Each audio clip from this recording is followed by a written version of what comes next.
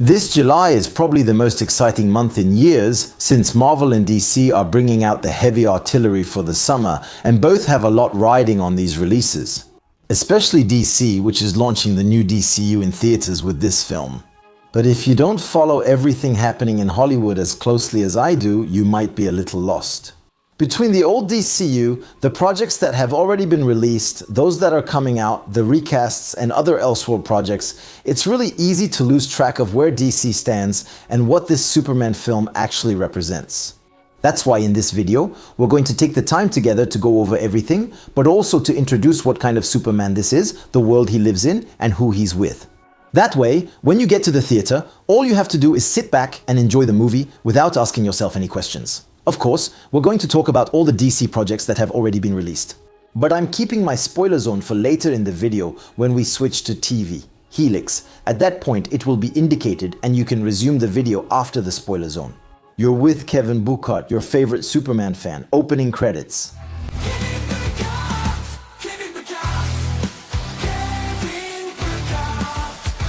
The huge DC mess. To get ready for the arrival of the new DCU, I've been diving into Superman comics for months. Just to really understand the character, I used to think we were just dealing with an overpowered, invincible hero with totally broken powers, but I was completely wrong. Because Superman isn't just a guy who shoots lasers from his eyes and flies around in red underwear. Superman is above all Clark Kent, a gentle, caring, kind guy who sincerely believes in humanity. But I have to say, the last version we saw in theaters clearly influenced the image I had of him. Henry Cavill's Superman, directed by Zack Snyder, is a Christ-like figure, a god on earth, almost terrifyingly iconic. A guy who fights against Zod, destroying half the city without asking too many questions. Anyway, after reading quite a few comics, I have to admit that I much prefer the direction James Gunn seems to want to take with the character. But before talking about this new DCU, we first need to understand what happened with the old one, the famous DCU. If you didn't know, the DCU, the DC Extended Universe, was the universe launched in 2013 with Man of Steel, which gave us 15 movies over 10 years. It followed the huge success of Nolan's The Dark Knight trilogy, but also the crushing failure of some projects like Green Lantern or Superman Returns, which I personally had completely forgotten about. By the way, it's a universe that has no connection with the Arrowverse, which was developed in parallel by the CW on television. The idea at that time was to take a darker, more realistic turn, kind of like what Nolan did with Batman. They then put the Batman vs Superman and Justice League projects, which had already been in the works since 2002, on hold to launch Man of Steel, directed by the man of the moment, Zack Snyder. Obviously, at that point, Marvel had just blown everything up with Avengers. That gives them ideas. Man of Steel's success will set everything in motion. Snyder is planning a 5-film saga, Man of Steel, Batman vs Superman, and a Justice League trilogy with Darkseid as the main villain. Warner even announces 7 additional films to expand the universe. Suicide Squad, Wonder Woman, Aquaman, Shazam, Flash, Cyborg, and Green Lantern. That's quite a lot. But very quickly, everything starts to go off the rails. An ego-driven power struggle breaks out between the heads of DC, those at Warner, the producers, and the heads of DC Films. In short, no one agrees, and that's when the problems start. The reception of Batman vs Superman is very mixed, and Warner panics. They reshoot entire scenes of Suicide Squad to make the film more like Marvel. The film loses all its identity. And The Flash? It's simple. It goes straight into a production hell that will last for years until it gives us a horrible film. Well, I'm not going to list all the scandals for you. That would deserve a whole video on its own. But basically, Warner, which believed in its dark, serious approach, suddenly decided to go the Marvel route, lighter, funnier, more playful. And that Snyder doesn't want to hear about. But unfortunately, tragedy strikes. In March 2017, Zack Snyder's daughter takes her own life. Obviously, he leaves the project to rebuild himself, and it's Joss Whedon, the director of the first 2 Avengers movies, who is called in to help. Except that he, under orders from Warner Brothers, which was completely uninterested in Snyder's vision, is going to change the film from top to bottom. Zack, disgusted, will eventually publish his original script on the internet and reveal the existence of what will later be called the Snyder Cut. And that's when the DC fandom splits. On one side, those who support Snyder, on the other, those who move on. Aquaman comes out right after, and it still rode the wave of Justice League and became the biggest success of the DCU. But then, a series of flops, industry disasters, all the way to total collapse with The Flash and Aquaman 2. But in the middle of all this chaos, a small hope is going to be reborn.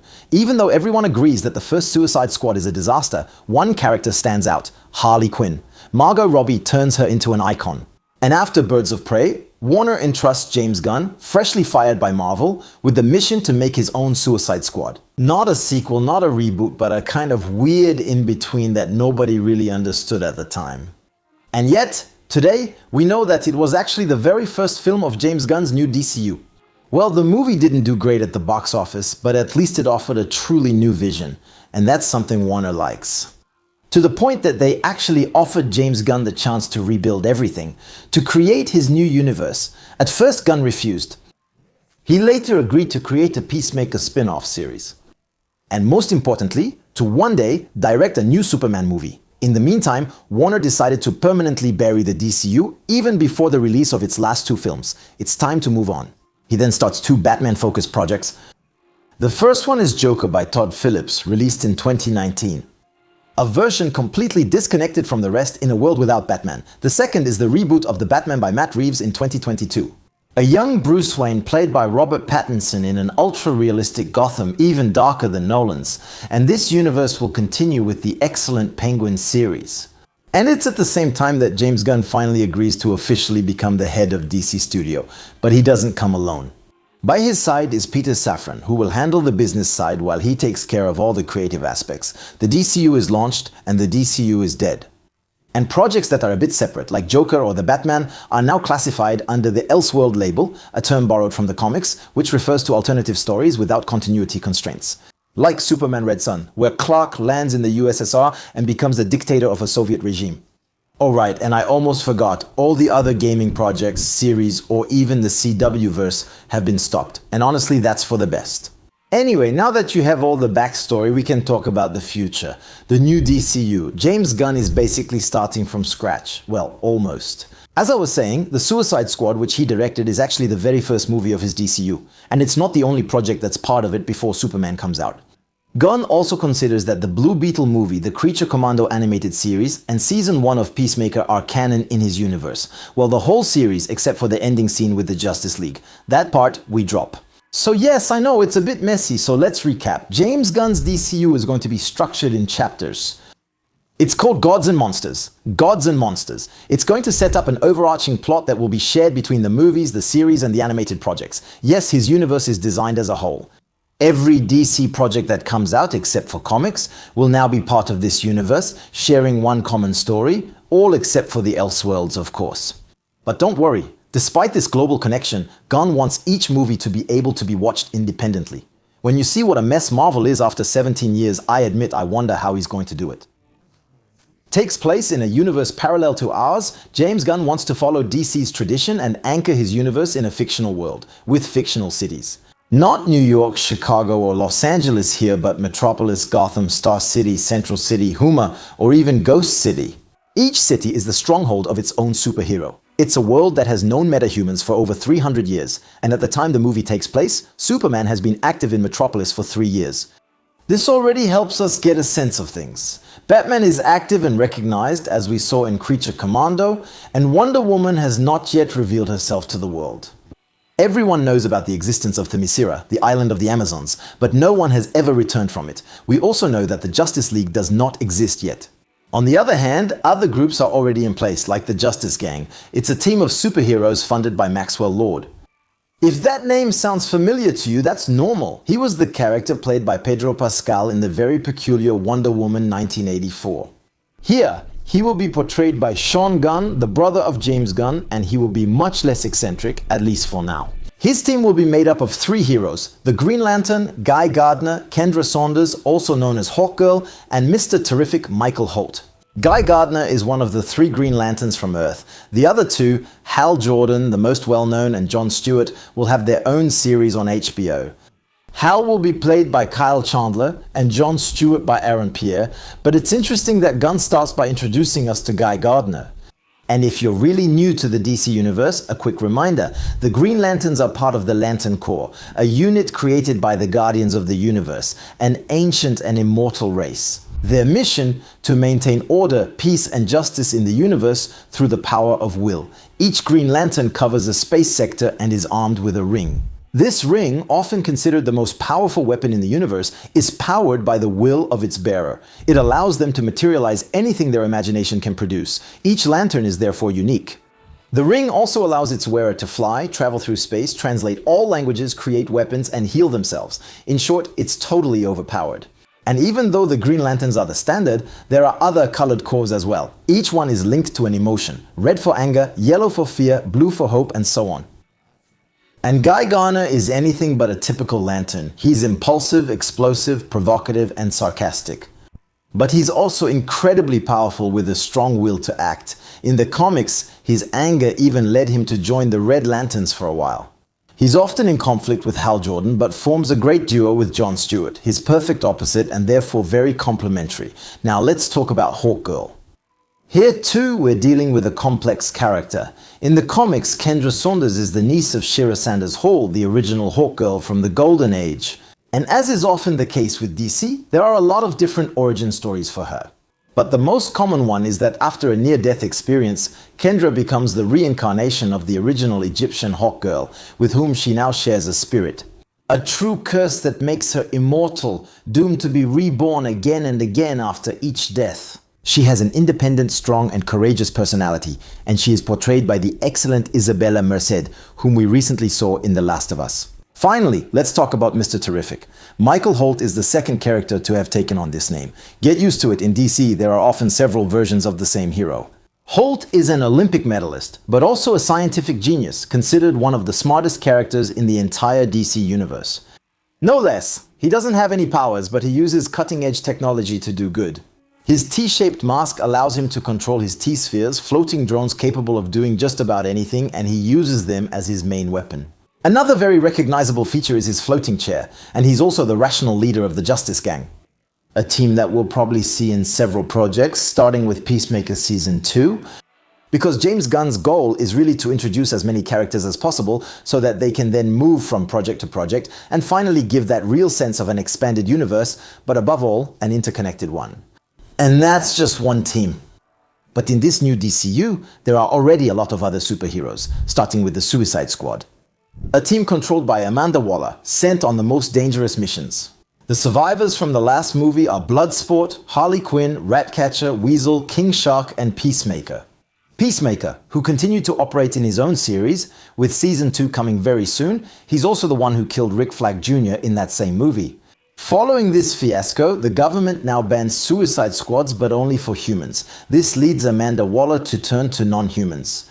And that's how Creature Commando is created, this time led by Rick Flag Sr., Jr.'s father. He's also the one who, in Superman, becomes the director of Argus, the secret paramilitary unit once led by Amanda Waller. Creature Commando is the first animated series of the DCU. It already gives us a lot of details about this new universe. The team is made up of the Bride, G.I. Robot, Weasel, Dr. Phosphorus, Mermaid, and Rick Flag Sr. They are sent to Pokolistan, a fictional country threatened by Circe, a witch from Themyscira. It might even be her that we see in this mysterious shot of Superman, with her pink magic. The DCU also includes plenty of other fictional countries like Baravia, which we'll see in the Superman movie, a country at war where Clark will get involved in a military conflict. But that's not all, because the Creature Commando series also gives us a first glimpse of Batman. In a flashback that tells the origin story of Phosphorus, we find out that this character was originally a villain from Gotham, which means that Batman has been active for several years, possibly well before Superman.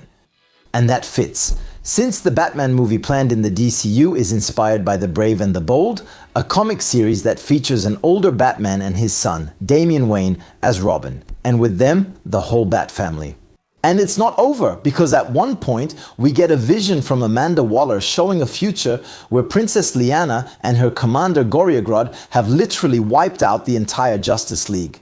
And in this vision, we see a bunch of characters impaled. Superman, Batman, Wonder Woman, Robin, Booster Gold, Supergirl, Hawkgirl, Peacemaker, Vigilante, Starfire, Green Lantern, Mr. Terrific, Blue Beetle, Judo Master, and Metamorpho. All characters already introduced in the DCU or that will be introduced very soon. As I was saying, this chapter is called Gods and Monsters. And James Gunn was very clear. The main challenge is to succeed with the projects around the DC Trinity, Superman, Batman, and Wonder Woman. He has also announced several projects for this first chapter. Supergirl, who will probably make a surprise appearance in Superman, Clayface Batman, The Brave and the Bold, The Authority, still unconfirmed, Paradise Lost, Peacemaker Season 2 Lanterns, Booster Gold, and several animated series. Anyway, I think we've covered the current state of the DCU pretty well, but let's get back to the Superman movie for a bit. The trailer introduced us to some very interesting characters. First, the engineer, Angela Spiker. In the movie, she's an ally of Lex Luthor. She uses nanotechnology to create armor and ultra-lethal weapons for herself, including circular saws. She's part of the Authority, which we might discover soon. Next, we have Metamorpho. In the comics, he is created by billionaire Simon Stagg, CEO of Stagg Enterprise, whom we see in one of the trailers. He has transmutation powers and can transform parts of his body into any material. Here, he seems to be Superman's jailer since he's able to recreate kryptonite. That's one of Clark's major weaknesses. By the way, if you didn't know, kryptonite is a residue from the destroyed planet Krypton that ended up on Earth. And finally, Ultraman. A formidable opponent for Superman who seems to have exactly the same powers, but we'll talk more about that in the theory section, the origin story of Superman.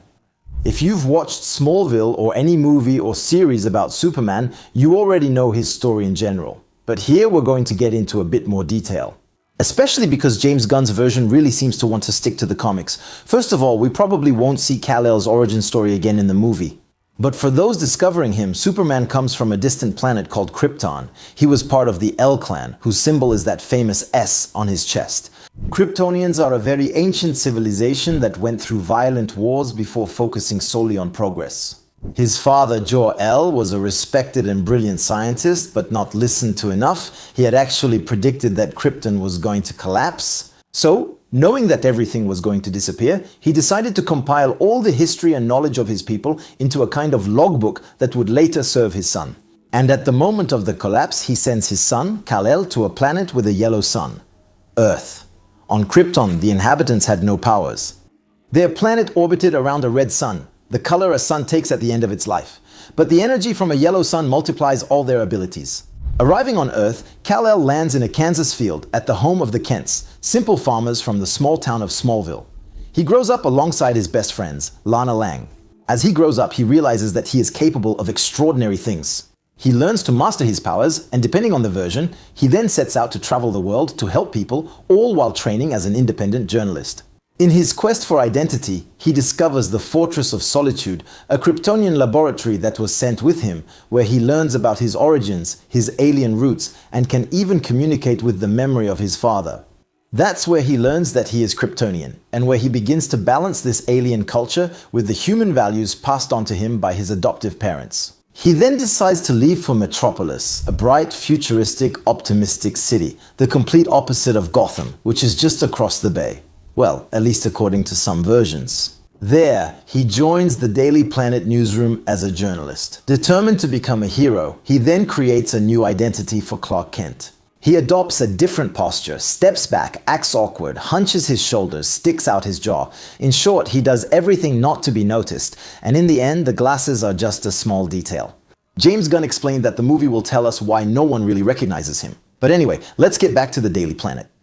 In the movie, we should meet all the key characters from the newspaper, and in the comics, this newsroom is really important. Obviously, there's Lois Lane, a fearless, independent, go-getter journalist who always does things her own way. She's relentless, and she always gets what she wants. She has even already won the Pulitzer Prize. She's the one who covers most of Superman's stories, eventually developing a relationship with him without ever noticing that he's actually her co-worker, well, at least until he reveals it to her. There's also Perry White, the editor-in-chief of the newspaper, a true legend in journalism, mentor to Lois and Clark. He has quite a tendency to lose his temper with his teams. He's demanding, but incorruptible. Next, Jimmy Olsen. He's the young guy at the newspaper and one of Clark's few friends, as well as Superman's. He alternates between being a photographer and a reporter. She's the newspaper's gossip columnist who dreams of being Lois Lane. And finally, we have Steve Lombard, the sports columnist, a former football player, the ultimate office jerk. The guy who spends his day annoying Clark. We all have one. And if you don't, maybe it's you. And to finish this tour of Metropolis, how could we not mention Lex Luthor? Lex is the CEO of LexCorp, called Luthor Corp in the movie. It's a sprawling multinational that does a bit of everything. Weapons, agribusiness, tech, science.